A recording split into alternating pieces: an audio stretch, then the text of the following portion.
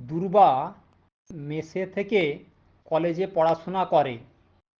একদিন দিবাকর নামের একটি ছেলেকে দেখে দুর্বা প্রেমে পড়ে যায়, কিন্তু কিভাবে কথা বলবে তা বুঝে উঠতে পারে না। অপরদিকে দিবাকর দুর্বাকে পার্কে দেখে ভালো লেগে যায়। দিবাকর যখন দুর্বার সঙ্গে কথা বলতে যায় তখন দুর্বার ফোন আসে এবং সে পার্ক থেকে বেরিয়ে যায়। এর ফলে দিবাকর দুর্বার সঙ্গে কথা বলতে পারে না।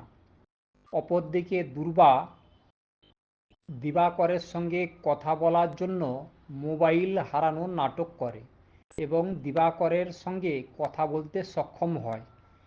দিবাকরের নামে মিথ্যা অপবাদ করে দুর্বার বান্ধবী। এর ফলে দুর্বার সঙ্গে তার বান্ধবীদের মনোমালিন্য হয় এবং পরে তা মিটে যায়। এরপর এক লম্বা চুলওয়ালা ছেলে পথের কাঁটা হয় দিবাকর ও দুর্বার মাঝে। সব কিছুকে দূরে সরিয়ে দিবাকর ও দুর্বার মিলন হয়। নমস্কার।